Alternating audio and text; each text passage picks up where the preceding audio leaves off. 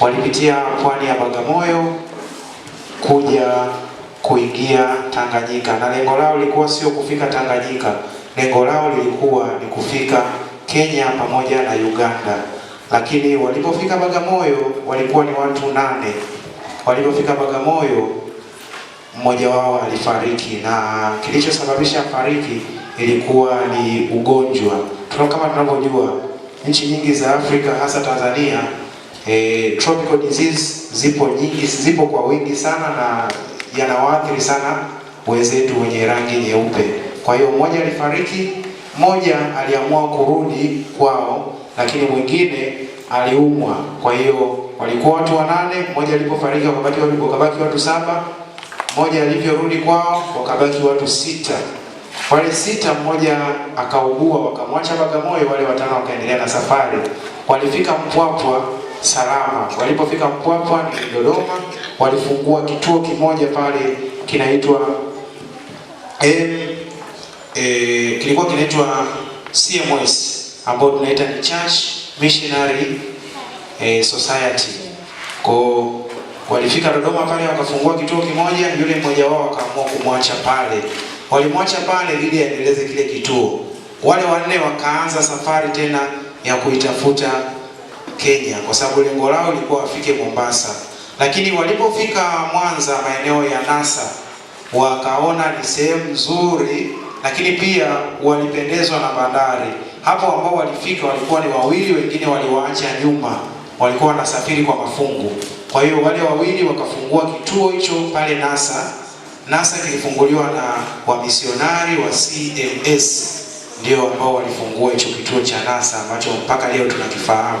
Kwa hiyo walianza pale, wakakaa pale, wakasema hii ni sehemu nzuri, kwa hiyo itakuwa ni kiunganishi chetu tunapotaka kuizungukia Afrika.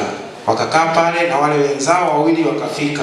Walipofika wale wawili wakabaki pale. 2 wengine tena wakaanza safari ya kwenda Mombasa. Wakapitia kisiwa cha Ukerewe. Walipokuwa kisiwani, kwa bahati mbaya waliuliwa na wazawa. Tukumbuke kipindi hicho kilikuwa ni kipindi ambacho wazawa walikuwa wanajilinda binafsi. Kwa hiyo waliwapiga mawe pamoja na mishale ya sumu, wakafariki. Kwa baada wale kufariki, ilibidi hawa 2 waliokuwa huku tena mmoja wao watoke kwenda kule. Kwa walienda, akafanikiwa kufika Mombasa na akafungua tawi pale la umisionari. Bwana Yesu asifiwe. Kwa hiyo tunamshukuru Mungu kwa hao kwanza 8 ambao walifanikiwa kufanya kile ambacho walikifanya. Lakini vijana wetu pia wanafahamu mengi kuliko hata ninavyofahamu mimi kuhusiana na simulizi yetu hii ya kanisa la AICT. Sasa natamani watuambie kile ambacho wanafahamu kuhusiana na kanisa letu hili. Natamani kupata ufafanuzi kuhusiana na AIM. Ilitokea wapi, lakini pia mwanzilishi wake alikuwa nani? Nimetoka kuzungumzia habari ya CMS, tutakuja kujua AIM ni nini. Naomba tupate ufafanuzi kuhusiana na AIM. Bwana Yesu asifiwe. Ufafanuzi wa AIM. Unapozungumzia AIM, huwezi ukaacha kumzungumzia mwanzilishi wake, kijana jasiri aliyeitwa Peter Cameron Scott. Kijana huyu alizaliwa mwaka 1867. Kijana huyu alikuwa na ulemavu ambao ulemavu huo ulisababishwa na kugongwa na mkokoteni kipindi akiwa na miaka 3. Huyu kijana alianza huduma yake ya uinjilisti akiwa na miaka 15 kwa kupitia huduma ya uimbaji, kwa kuwa alikuwa na kipawa cha kuongoza na kuimba. Mungu alimtumia katika kueneza injili. Naye alitoka kwenda chuo kilichopo New York. Alipofika huko, kutokana na hali yake ya kifedha ilikuwa nzuri, aliamua kutoka nje ya mazingira ya shule na kwenda kufanya injili. Alipokuwa anafikiria kwenda kufanya injili, alianza kwenda magharibi ya Afrika. Alitoka New York kuelekea magharibi ya Afrika, alifikia Kongo. Alipofika Kongo, kaka yake John naye alimfuata. Walipokuwa huko, kaka yake John aliugua na kufariki. Peter naye alimzika kwa mikono yake miwili na kutoka jeneza kaka yake mwenyewe. Naye Peter alipokuwa huko muda kadhaa baada ya kumzika kaka yake, aliugua. Naye aliamua kutoka Kongo Kijabe kurudi kwao Amerika. Alipokuwa njiani London, ugonjwa ulimshika sana, ndipo akaamua kupumzika kwa wenyeji wake waliokuwepo London. Wenyeji hao walimhudumia katika mahitaji yake muhimu, na ulipofika mwaka 1894 alipata uweni na kuondoka London kuelekea Amerika. Alipokuwa njiani, aliwaza nitapata wapi watu wa kuungana nao ili kumwezesha nia yake ya kueneza Injili katika maeneo ya Afrika. Alipofika Amerika, alikutana na Dr. Parson na Charles Lawugu. Hao watu waliungana naye na ikawa timu ya watu watatu. Wakakubaliana kwamba wataeneza Injili katika maeneo ya Afrika. Watu hao watatu waliungana na kuunda chama cha AIM, Africa England Mission, ambacho kiliundwa mwaka 1895, na huo ndio ulikuwa mwanzo wa AIM. Tunashukuru sana kwa ufafanuzi huo wa AIM. Kwa hiyo tumeona AIM ilipoanzia na namna ambavyo ilianzishwa. Kwa ametuelezea hapa kwamba ilianzishwa na watu watatu, akiwemo Peter mwenyewe pamoja na Bwana Charles, si ndio? Lakini pia nitatamani pia kufahamu huyu Bwana Peter ni nani? Familia yake ilikuwaje, lakini pia historia yake kama Peter. Peter alitokea wapi? Kuna mwenye kuweza kutuambia? Karibu. Bwana Yesu asifiwe. Amen. Kwa ninavyojua kuhusu Peter alikuwa mwasisi wa chama cha Africa England Mission. Pia Peter alizaliwa mwaka 1867. Alikuwa mtoto wa tatu katika familia ya mzee John na bibi Anne. Pia Anne na John walibahatika kupata watoto 6 ambao alikuwa Margaret, alikuwa Ina, Anna, John na George. Pia Peter alipofikisha miaka 3 alipata ajali ya mkokoteni. Hali hiyo ilifanya kuwa dhaifu wa mwili kwa kipindi cha muda mrefu, lakini tunamwona Peter licha ya kuwa na madhaifu ya mwili, lakini aliendelea kumtumikia Mungu na alihubiri neno la Mungu na kutangaza neno la Mungu. Pia Peter alipofikisha miaka 15 alijiunga kwaya. Alikuwa na kipawa cha kuimba, alikuwa na sauti nzuri ya kumtukuza Mungu. Lakini Peter tunamwona alikuwa jasiri na alikuwa mvumilivu. Mungu alimsaidia akahubiri neno lake na akamtukuza Mungu. Pia Peter tunamwona alienda kuhubiri Injili Afrika, lakini tunamwona Peter alivyoumwa na kafariki. Amini. Asante sana. Kwa tumeona historia ya Peter, familia na wazazi wake na ndugu zake. Lakini pia nilipokuwa nazungumza na hawa vijana, kuna kitu ambacho waliniambia ambacho natamani wao wenyewe ndio wakiseme, watushirikishe.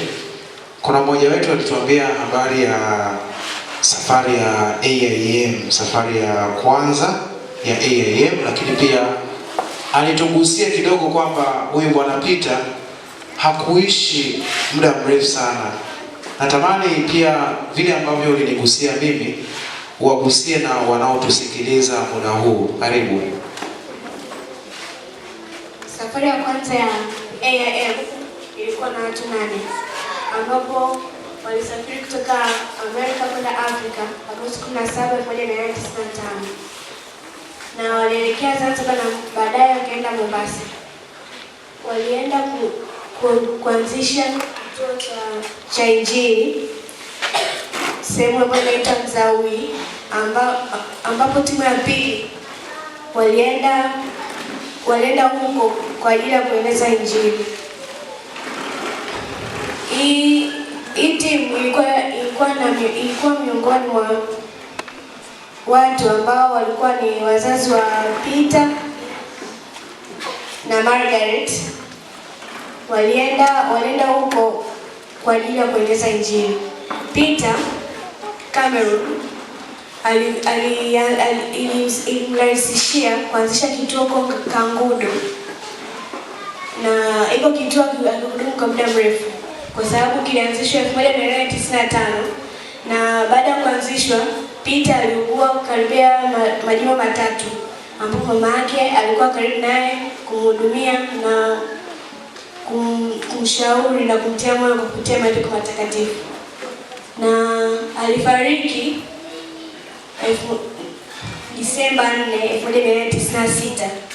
Nakumbuka kuwa alianzisha kituo chake cha Injili 1995.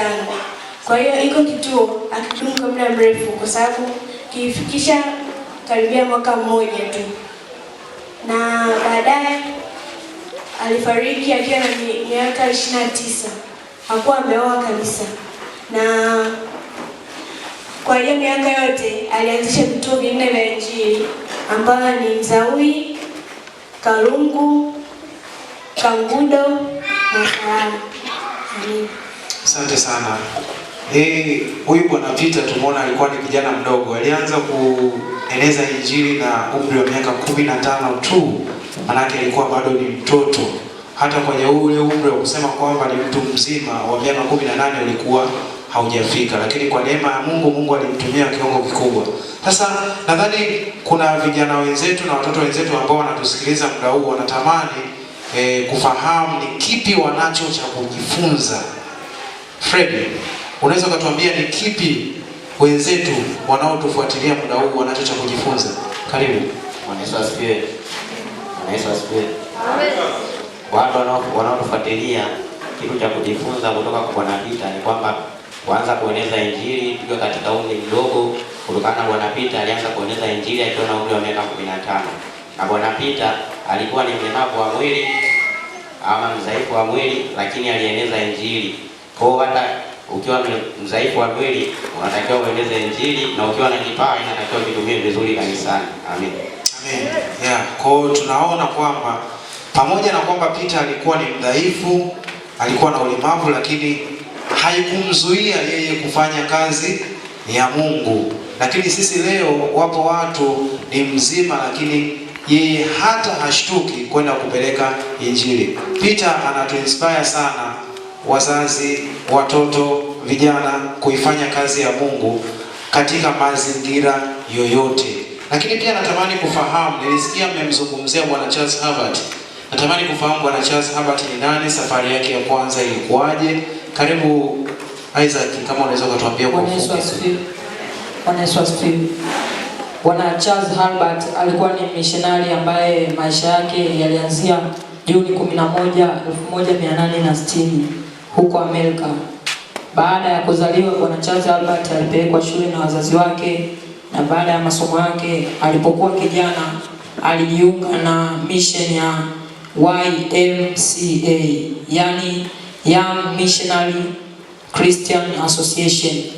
Alipojiunga na hiyo misheni alikuwa akifanya kazi ya kumtukuza Mungu, na alifanikiwa kupata mke aitwaye Alta.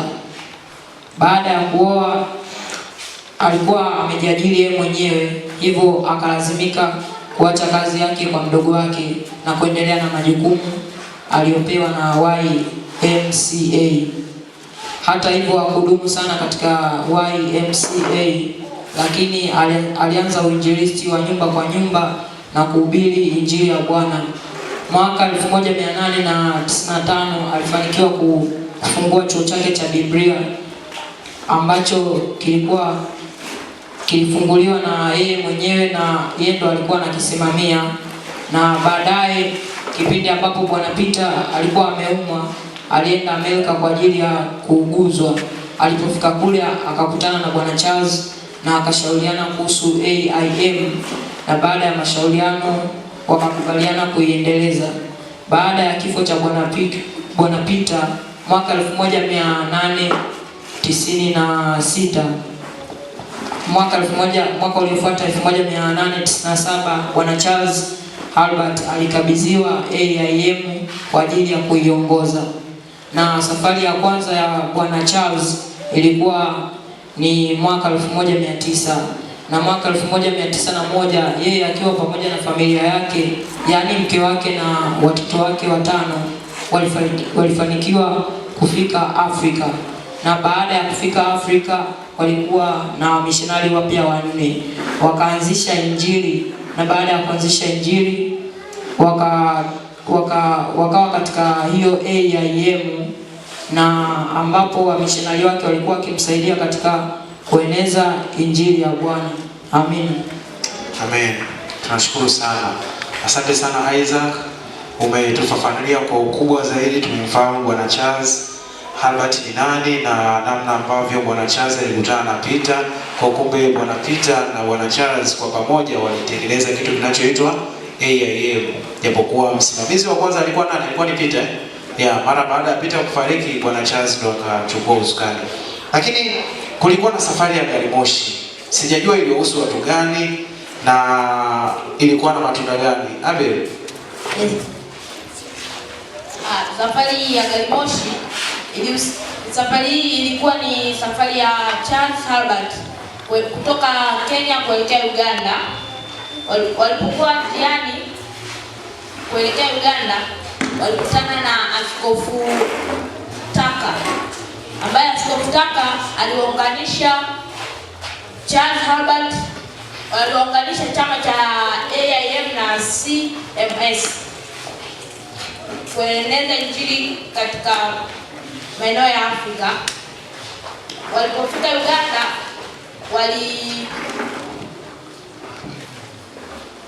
waliamua kupitia ziwa Victoria kufika Tanganyika ili kueneza Injili. Walipofika ufukweni mwa Nasa, walianzisha vituo hicho ambacho kilikuwa ni Nasa, Butimba na vinginevyo. Vituo hivyo viliunganishwa na kupata waumini jumla 300. Waumini hao wakiwemo Masa Sangao na Mariam Sangao.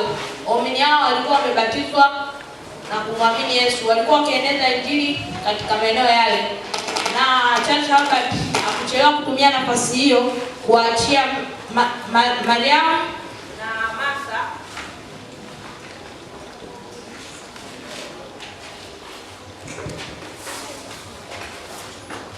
na Masa vituo vile walivyovianzisha, ndipo naye akaamua kurudi Kijabe katika familia yake. Alipofika huko, aliamua kuwakabidhi Emil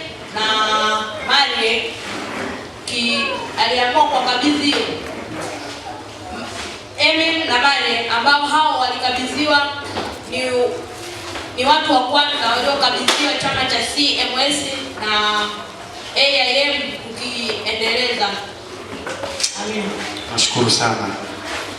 Tumeona safari ya gari moshi ilizaa matunda mengi, lakini natamani kujua tunajifunza nini kuhusiana na umoja wa kanisa kutoka kwa hawa waasisi wetu. Maana hawa waasisi wetu inaonekana walikuwa wanashirikiana, walikuwa wanafanya vitu kwa shirika. Na watoto katika kambi tumejifunza kwa habari ya umoja wa kanisa. Sasa tunajifunza nini? Tunajifunza nini kutoka kwao? Nini ambacho tunajifunza? Karibu. Bwana Yesu asifiwe. Bwana Yesu asifiwe sana. Kwa mimi nilichojifunza katika umoja wa kanisa, hawa mishonari walikuwa na umoja, ndio wakaweza kuanzisha AIM. Kwa hiyo na sisi katika kanisa tunaelekea tuwe na umoja ili tuweze kuiendeleza AIC. Amina. Amina. Nashukuru sana. Kwa kifupi sana, huyu Bwana Peter alimtumikia Mungu akiwa anaumwa. Kuna siri gani kwenye kumtumikia Mungu? Maana Peter alifanya kazi ya Mungu akiwa anaumwa na hakuona shida yoyote kuifanya. Hivi kuna siri gani Debora? Tunaweza tukajua kuna siri gani kwenye kumtumikia Mungu? Katika kumtumikia njia za kumtukuza Mungu kama kutangaza neno la Mungu, na pia tunamtegemea Mungu kama Elizabeth alivyofanya. Baada ya kifo cha Peter, alianza kutangaza neno la Mungu. Angemtegemea Peter, Elizabeth angekata tamaa. Kwa hiyo tuliuliza kwamba tunatangaza neno la Mungu, tulijua neno la Mungu vizuri, tujue kusali na tusiwapo katika kusali. Nashukuru.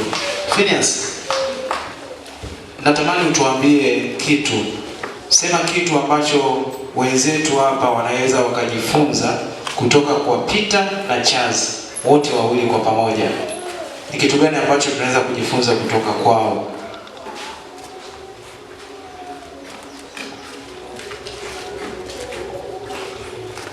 Nilichojifunza kwao, nijifunza kwamba tuwe tuna umoja, pia tumtegemee Mungu kwa kila shida. Pia Peter hakuona hata shida. Tulisema kwamba Peter hakuona shida kumtukuza Mungu. Pia tunatakiwa kumtegemea Mungu tangu tukiwa wadogo.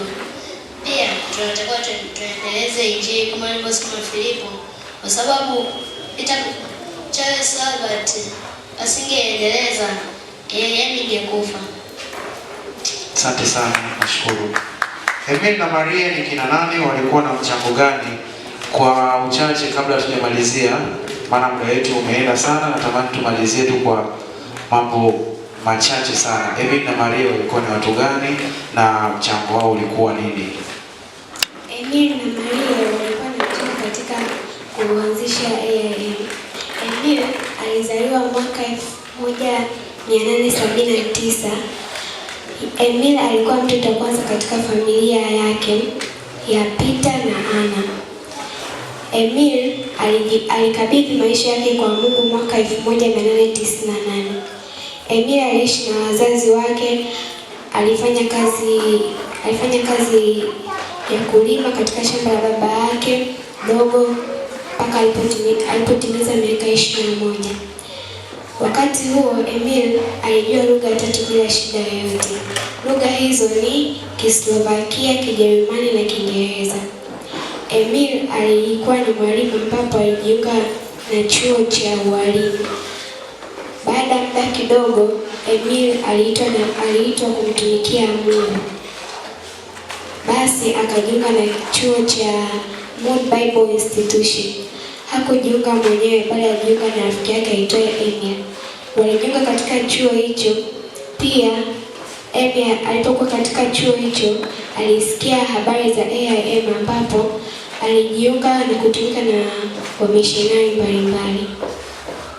Pia Emil na Maria walisafiri mbalimbali na kuanzisha vituo, mfano Kijima. Asante. Nashukuru sana. Asante sana. Kwa kumalizia kwa kifupi sana, safari ya AIM imechangia kikubwa sana kuimarika kwa kanisa letu la AICT. Tumeona namna gani lilianzishwa, ni watu gani walipambana, ni namna gani ambavyo walipambana, lakini bila kusahau Bwana Peter alichangia kwa asilimia kubwa sana kuimarika kwake, kwa sababu ilifika kipindi alikuwa anatembea kwa miguu. Alitembea takribani maili ngapi? 2600 siku zote za uhai wake alitembea maili 2600 kwa ajili ya kueneza nini? Injili. Tukumbuke alikuwa ni mlemavu, lakini pia tusisahau kwamba kuwepo kwao kulipelekea kuanzishwa kwa vituo kadhaa ambavyo tuna kituo cha Kolandoto walikianzisha wao pale wakiwa wanatibu wakoma. Nadhani ilikuwa inajulikana kama hospitali ya wakoma. Kwa hiyo mpaka leo wale ndio waanzilishi walianzisha. Kwa hiyo ilianza tangu miaka ya 1901 huko ndio walianza. Lakini pia sinodi ya kwanza ilifanikiwa kufanyika mwaka 1938 pale Bariadi. Kwa hiyo sisi tunamshukuru Mungu kwa historia ya kanisa letu. Tunamshukuru Mungu kwa sababu leo tuko hapa, na tusingekuwa hapa bila wale Mungu kuwatumia kulifikisha kanisa hapa tulipofika. Bwana Yesu asifiwe sana. Amina. Natamani kufahamu majina ya kila mshiriki wa simulizi, alafu tutawaaga wazazi wetu, tutarudi kukaa. Karibu. Bwana Yesu asifiwe. Kwa majina naitwa Funes Joakim Tungi. Bwana Yesu asifiwe. Kwa majina naitwa Margaret Musa. Bwana Yesu asifiwe. Kwa majina naitwa Lois Ezekiel. Bwana Yesu asifiwe. Kwa majina naitwa Neema Ezekiel. Bwana Yesu asifiwe. Kwa majina naitwa Deborah Jackson. Bwana Yesu asifiwe. Kwa majina naitwa Filipo Ayubu. Bwana Yesu asifiwe. Kwa majina naitwa Alfred Edwards. Bwana Yesu asifiwe. Kwa majina naitwa Isaac Melik. Bwana Yesu asifiwe. Kwa majina naitwa Abel Petro. Amina. Bwana Yesu asifiwe. Nadhani wazazi tumeona kile ambacho watoto wetu wanacho. Tulikuwa na muda mchache sana wa kufanya kile ambacho wamekifanya, kwa sababu kambi ilikuwa ya kwenda na kurudi, lakini kwa neema ya Mungu watoto wamefanya kwa ubora huo. Tunatamani sana support yenu kwa namna yoyote ambayo mnaweza kwa support watoto hawa wafike pale ambapo wanatakiwa kufika. Mungu atubariki kwa pamoja. Tunasema tulijue kanisa katika misingi ya kibiblia. Tunashukuru kwa kutusikiliza.